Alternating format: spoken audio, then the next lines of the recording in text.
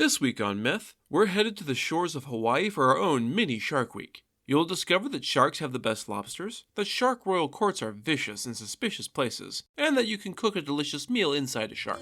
Then, in Gods and Monsters, we'll meet a different but perhaps familiar Shark King from the comics.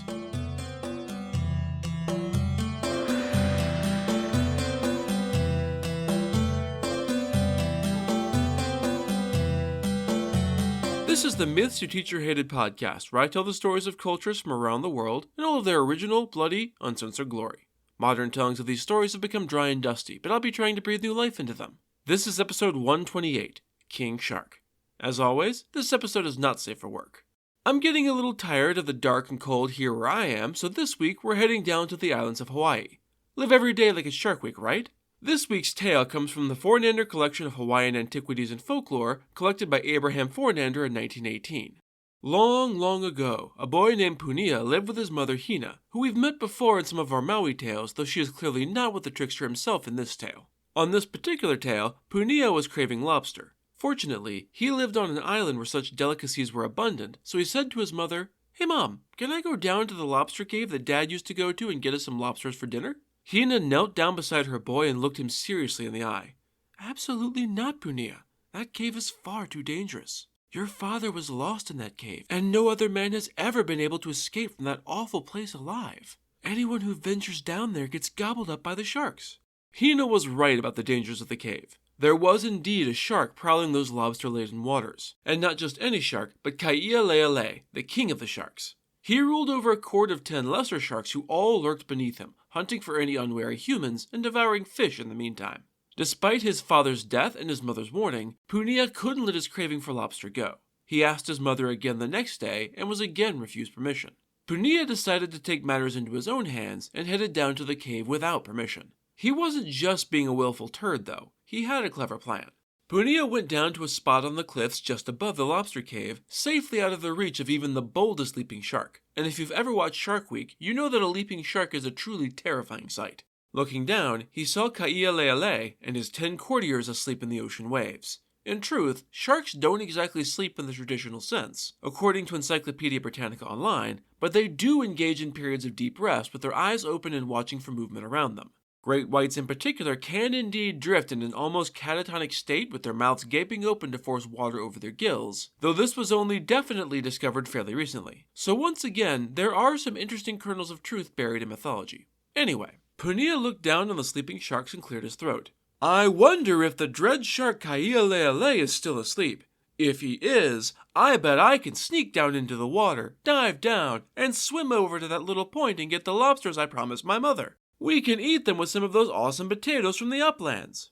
He made his voice extremely loud while pretending to be nonchalant so that he could be sure he was overheard. As planned, Kai'ilelele and his 10 sharks woke up and heard Punia's pretend plan to sneak through the surf to Lobster Town. Thinking himself very sneaky, Kai'ilelele whispered to his fellow sharks, "Let's keep still and watch where the boy dives into the water. We can then charge him and devour his ass before he can escape. We're much faster than any human child in the water, so it looks like meat's back on the menu, boys." Punia stepped back away from the cliff, picked up a large stone, and chunked it hard out over the edge. It splashed into the surf with a great spray of salty water. The sharks flashed into immediate action, swimming for the distant sandy point where Punia had said he was planning to steal lobsters, thus leaving the actual cave where the lobsters were completely unguarded. The clever boy made a clean, nearly silent dive into the water below the cliff, snagged 2 lobsters, and climbed back onto the shore before the 11 sharks realized there was no hapless human floundering near the point. "Hey there, you Nimrods, you mighty hunters, you! I am Punia, and I snuck down into the lobster cave right under your fins and grabbed 2 lobsters for dinner. This will make a fine meal for my mother and me. Thanks, shark number 11. Yeah, you, the one with the really thin tail. You should know, Kai'ilelele, that your friend there is the one who told me what to do today to get these magnificent lobsters. So thanks, buddy."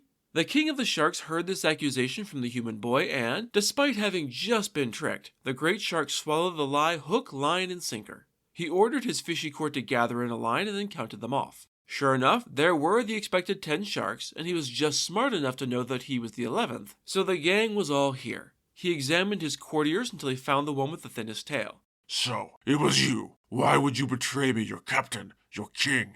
I would have given you anything your cold, dead heart desired, but now, all I have to give you is a swift death." Without giving the shark a chance to defend itself, Ka'ialele tore the smaller shark apart, frothing the water red with its blood. High above, Punia laughed and laughed. "Good job, sucker. You killed one of your own for no reason at all. King of the sharks, indeed." Still laughing, he took his lobsters and headed inland to cook them for dinner for himself and Hina. Hina was upset with her son for disobeying her, but thrilled at the delicious lobster he'd brought back.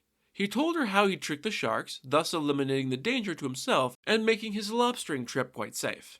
It was a great dinner, but it didn't last long. With 11 huge, hungry sharks swarming the shores of the island, well, 10 now, there weren't many fish for the humans to catch and eat, and soon Punia and Hina were quite hungry. "Mom, fishing isn't working. You and I both know that there are a bunch of lobsters down in that cave that the sharks don't eat, so let me go down there and fetch some." Hina shook her head emphatically. "Please do not, my son. I'm begging you. Just because you survived your first trip down there doesn't mean you'll survive this one too. You had a clever trick, sure, but it won't work forever. I couldn't stand to lose you like I lost your father." Punia acknowledged his mother's fears, and then ignored her and went back to the cliffs anyway. He couldn't just sit around and watch his mother starve when there was something he could do about it. As before, he found the sleeping sharks and called out about how he had tricked the sharks last time, so they wouldn't be expecting him to actually go to the place he pretended to go before. He would dive in and swim over to the point and get lobsters before the sharks could respond. Once he was sure they were awake, he hurled a huge rock as far as he could. The 10 sharks, since the 11th was dead, flashed into hungry movement and hunted the tender man-flesh they were sure they'd outsmarted this time.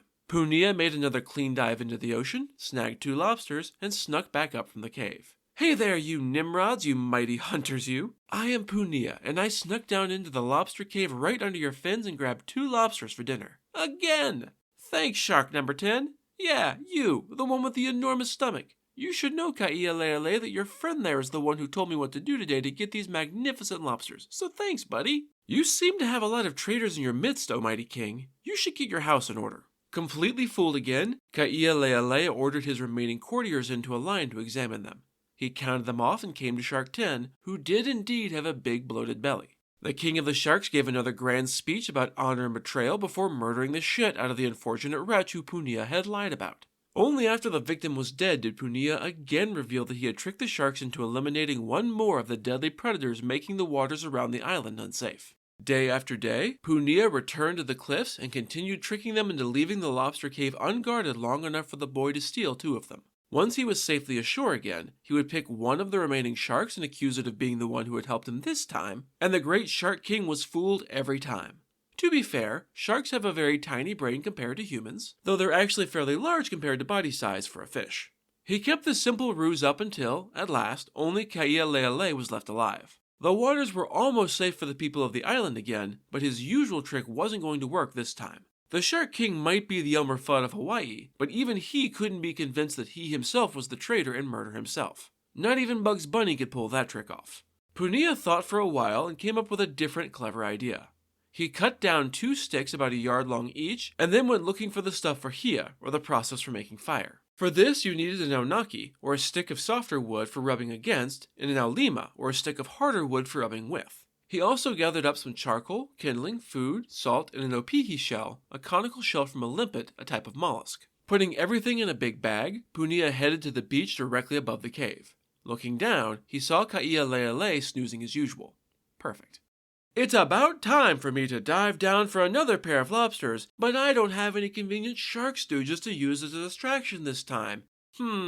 If Ka'ialele were to find me when I dive and bite me, I'll die and my blood will gush to the surface. When my mother sees that, she'll call upon her powers and raise me from the dead. Easy peasy. I sure hope the Shark King doesn't figure out that if he swallows me whole, my mother won't see my blood rising to the surface and won't be able to bring me back to life. I'll be dead for realsies, no take backsies."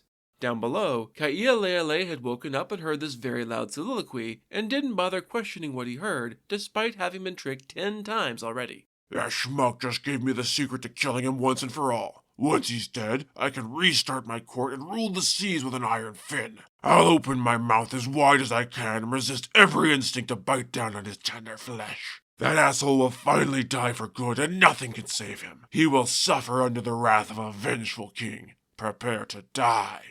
Hearing the shark monologue, and knowing the fishy fiend wasn't clever enough to lay his own counter trick, Punia dove down into the ocean with his bag. As soon as he splashed down, Ka'ialele rushed over, jaws gaping, and Punia walked right past the razor-sharp teeth into its gullet without so much as a scratch. Time for Phase 2. As soon as Punia was inside, the shark tried to close his powerful jaws, but the young man was prepared. He took the 2 yard-long sticks, each very stout, and jammed the shark's jaws wide open. I'm going to assume that the shark surfaced at this point to shake and thrash because otherwise it makes no sense at all. See, Punia took the Aunaki and the Aulima and made a fire in the massive shark's stomach. If the shark dove, he'd actually kill Punia, so this was a very risky plan. But he'd figured out how this deadly fish thought. As long as the jaw was stuck open, it wouldn't dive. Because reasons. Once the fire was kindled, he added the coals to really get it hot and roaring. He then pulled out his opihi shell to scrape the shark's innards and cut out chunks of raw meat. Once he had enough, he put it on the fire with the potatoes and cooked himself a nice salted meal. It was really quite tasty considering the rough location he had to cook in. As you might expect, the combination of fire and butchery was incredibly painful for the shark, though it's a little hard to feel bad for the murderous bastard. The pain was so excruciating that the shark couldn't make itself sit still. It kept swimming this way and that to try and escape the pain, but nothing worked. Diving would have put out the fire and ended the scraping of Punia, though it would also have doused the open wounds in salt water, so not perfect. For 10 days, the shark swam all over the ocean but never diving, growing weaker and weaker as it went days without food and kept losing more flesh to the boys' cook fire. It eventually made its way over to a place called Alula, just outside Kona, near Hiakanahole. It wasn't all sunshine and roses for Punia either. Sitting for days inside the shark's gullet dissolved all his hair, leaving him bald. He heard the breakers on the shoals and realized he was finally nearing land again after 10 days in the open ocean. The breakers across the shoals in this part of the ocean were deadly. The crash of the violent waves through the razor-sharp rocks and coral would flay the flesh from an unwary swimmer's bones. He was close to safety, but still far away from anywhere he could actually make a break for it. If this is where the surf breaks against the shoals, then I am saved and can escape from the shark's belly and certain death. If that cruel shark takes me out to the edge of the deep sea where the water is calm and the ocean floor falls away, then I am doomed for certain. The desperate shark heard this, turned tail, and headed for the calmer waters of the ocean drop. Oh no, this is bad. I can still make it to safety if this is where the ocean swells and breaks. If the shark takes me to the dry sand at the seashore where the grasses grow, then I shall surely die. That would be my certain doom. The shark promptly headed for the shore and threw itself onto the beach. Ka'ialele realized it had been tricked and tried to back itself back out into the open ocean, but it had thrown itself too far onto the sand. It was stuck. A crowd of people soon gathered to gawk at the beach shark. Punia heard them murmuring amongst themselves and had a new idea to escape his previous clever plan that had only kind of worked. Be careful as you cut the shark open. There's a very much alive person stuck inside here, and you can kill me if you aren't precise. The people took out their wooden knives, or pahoas, and cut the shark open, taking care not to cut the boy trapped inside the fish. Out came a very gross and very tired Punia, who as mentioned was completely bald. He was out and safe, so now he needed to get back to his undoubtedly distraught mother. He had directed the shark to the only inhabited part of the island, near Keaukaha, or at least the only part inhabited by people. See, the rest of the island was inhabited entirely by ghosts. As Punia headed along the island, he spotted several ghosts near the beach with nets, busy tying stones for sinkers to the edge of those nets. As soon as the specters saw him, Punia raised his voice up very loud and began wailing and chanting, recounting all of the different places he used to go fishing with his father. Alas, my dearly departed father! We were the only 2 fishermen of this place. We used to twist up our nets and catch ourselves kala, uha, and palani, or surgeonfish, Ross fish, and a different species of surgeonfish. We traveled all over the seas to the beaches and fishing holes and deep-sea runs, but now I am the only one left. At the sound of Punia's wailing, one of the ghosts listened carefully and then consulted with the others. I hear a voice wailing on the wind. It seems to be recounting the places where he once lived with his dead father. Another ghost nodded. Preposterous! It's just the wind, or maybe the hooting of an owl. You're imagining things. For ghosts, they're very skeptical of the supernatural, apparently. A third ghost shook its head. No, I hear a voice too. We should listen and see what it says. As soon as they were done discussing amongst themselves, Punia began wailing again, repeating his previous refrain. When he finished the second refrain, the ghosts again discussed amongst themselves. Well, that's awful helpful of the mysterious wind voice. Our nets will actually be useful with this information. Here comes a young man who is well acquainted with this place, who can make sure we won't keep letting our nets down in the wrong places. We haven't been catching shit, right? They all agreed that this was true, and so they called out to Punia to come over to see them. Punia promptly trotted over an answer to this invitation. They took in his distraught expression. What's the matter, lad? Why are you crying? I was just thinking about my father and how we used to fish together around here. Those lava rocks I saw made me think of him. The lava rocks, huh? Interesting. How about you show us where to cast our nets by those lava rocks you mentioned? We'll work under your supervision. Punia smiled. Okay, I can agree to that as long as you all promise to follow my instructions to the letter. Do as I say and you will catch all the fish you want for whatever ghosts need fish for. Here's what we do. 2 of you swim out with me while the rest stay on the shore. When I call out, some of you swim out towards the 3 of us. If I hold up 2 fingers, that means I want 2 of you to come. If I hold up only 1, that means 1 of you come instead. Simple, right? The fish out here are very skittish, so this is the complicated way you have to proceed. See, the bottom is wide open, so there are a number of different places that the nets have to be dropped all at once to make sure you actually catch fish, and they don't all just escape. The ghost listened carefully to the instructions of Punia, nodding to show that they understood. Smiling encouragingly, Punia picked 2 ghosts and swam out with them. Once they had swam out a good ways, he signaled to the ghost to let down the nets. When I give the order, you both dive down deep and don't come up again until I pull on the nets. I see a huge school of them, but they'll scatter if we don't do this exactly right. The ghosts dove down obediently, and Punia dove down after them, twisting up the nets and tangling the ghosts deep below the ocean surface. Apparently, ghosts need to breathe because they drowned, which also means ghosts can die, which is unexpected. I don't really know why Punia is killing the ghosts who, so far, have been no threat at all, but I'm guessing ghosts are known for being extremely deadly to mortals.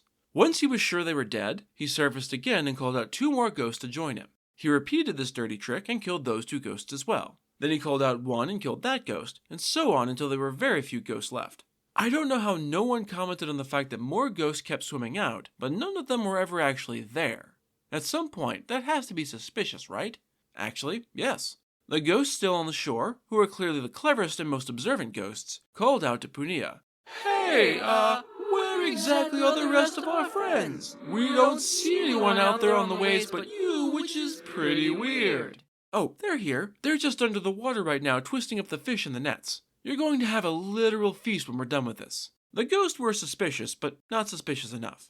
Punia's words reassured them, and they had no reason to suspect treachery from this little boy, so when he held up a finger again, another ghost obediently came out to the surf. He kept up the ruse until all the ghosts were tangled up in the nets and drowned in the ocean. Does this mean they're ghosts squared? Super ghosts? What do ghosts become when they die? Punia didn't worry about it. He just went home to his mother, who was relieved and grateful that he somehow survived this ordeal. It was even better than that. Without the wicked king of the sharks guarding the beach, he could now go down to the cave for lobster whenever he wanted. The people of the island rejoiced to hear that the cruel tyrant of the sea would trouble them no more. And so, with it once more safe to go back in the water, at least until Jaws 2, it's time for Gods and Monsters. This is a segment where I get into a little more detail about the personalities and history of one of the gods or monsters from this week's pantheon that was not discussed in the main story. This week's god is Nanoue. If you're a fan of DC Comics or the 2021 Suicide Squad movie, you're probably familiar with the somewhat lovable but undeniably dangerous villain, King Shark. In canon, he is also known as Nanoue, after his father, the Shark God, who is also known as Nanoue in Hawaiian mythology. The Shark God is himself the son of Kamohoali'i, another shark god and brother to some of the more powerful gods such as Pele, the volcano goddess. This particular story comes from the Hawaiian travel guide created by locals to the island. Long ago on the big island of Hawaii, there was a gorgeous woman named Kalei, who lived in Waipo Valley. Every night, after a long day of toiling away in her daily tasks, she would slip away to bathe in the ocean waters at the mouth of the valley. One night, Kamohoali'i, the king of all sharks, happened to be swimming in the region. He was cruising along just under the water when he happened along the gorgeous Kalei, taking one of her late-night naked swims. The shark god was entranced by the ethereal beauty of the young woman and decided that he needed to meet her desperately. This would be a pretty traumatic experience for her in his current massive shark form. Fortunately, he was a shape-shifting god. He transformed into his own equally beautiful human form. Picture Maui from the Moana movie and you'll be in the right ballpark. in the guise of a powerful chief and began to search the land for the mysterious woman. He spent the next few days talking with the people of Waipo Valley until someone could finally point him towards the home of Kalei. She was as taken with Kamo Hoali'i as he was with her, and they soon fell deeply in love and got married. In due time, Kalei became pregnant because, of course, two very hot, young, recently married people are going to be fucking all day, every day. As the time neared for the child to be born, Kamo Hoali'i felt the sea calling to him. He'd been away from his domain for too long, and it was time that he return. He loved his wife, he truly did, but he had duties as a god that he could neglect no longer. The shittiest part of this whole situation is that the shark god was never honest with his wife about who he really was, even as he planned to abandon her and her son forever. Asshole. He instructed Kalei to give birth alone when the time came and watch over the child, who he told her would be a son and, most importantly, to never let him eat the flesh of any living animal ever for any reason. She promised her beloved husband that she would heed his instructions, and they bid each other a tearful farewell. The story doesn't say what lie he told her about why he had to leave, but it does say they never saw each other ever again. One dark night, as a massive storm racked the coast with towering waves and driving rain, Kalei gave birth to the Shark King's son. She was surprised, terrified, and dismayed when she saw that the boy was born with a truly strange disability. A large, jagged hole in his back that resembled nothing so much as a gaping fish's mouth. Given everything we already know, I'm guessing you can figure out which specific fish. Kalei wrapped the child in a thin blanket of tapa cloth to hide the boy's strange condition from the others of the valley. She sat there with him, rocking him and cooing at him. Without the strange back hole, he was a perfect, beautiful baby boy who she named Nanaue.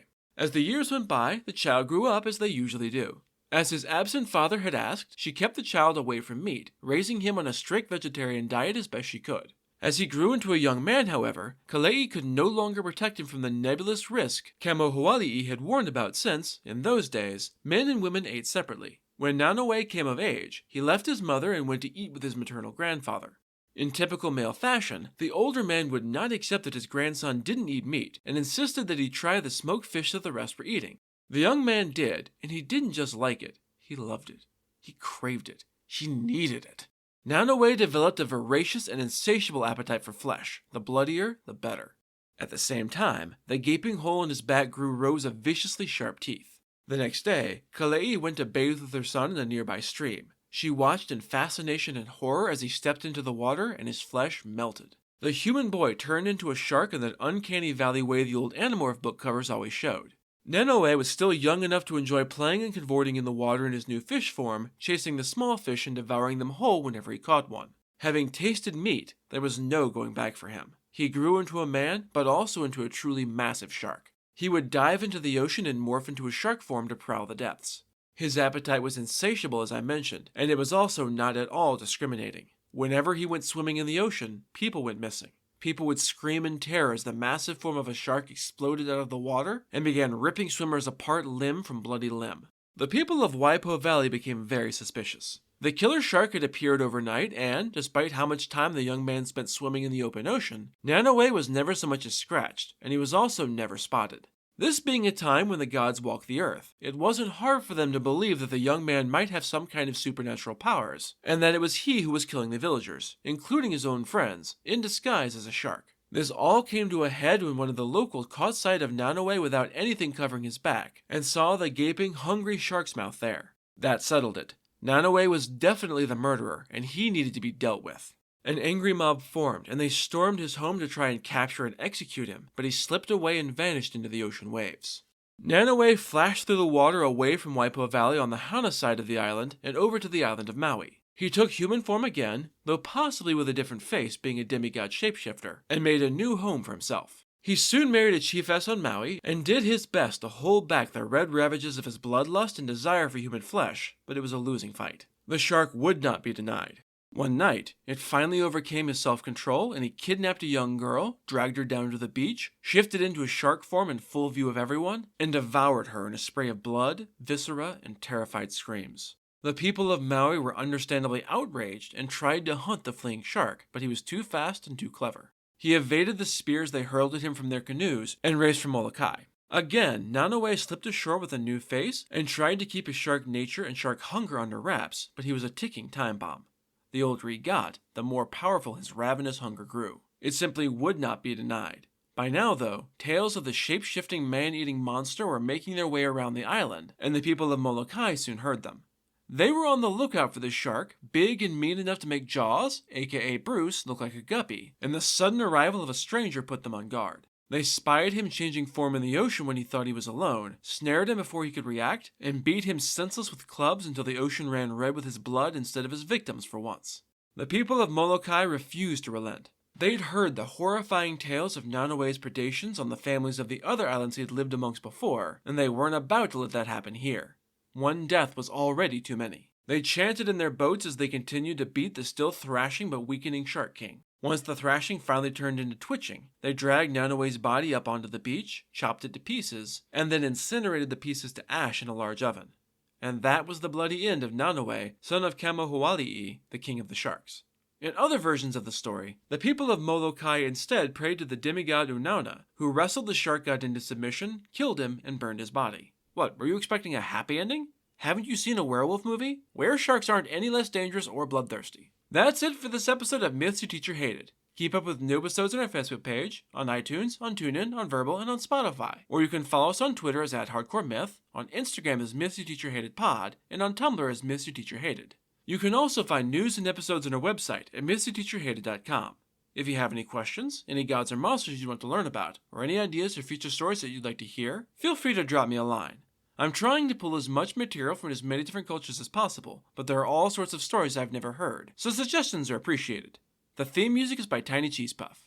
Next time, we're getting a double dose of legendary Loki lore. You'll discover what is hidden behind the waterfall, how to shake down a dwarf, and how to use gold for taxidermy. Then, in Gods and Monsters, our favorite gender-fluid god will argue his way into a whole heap of trouble. That's all for now. Thanks for listening.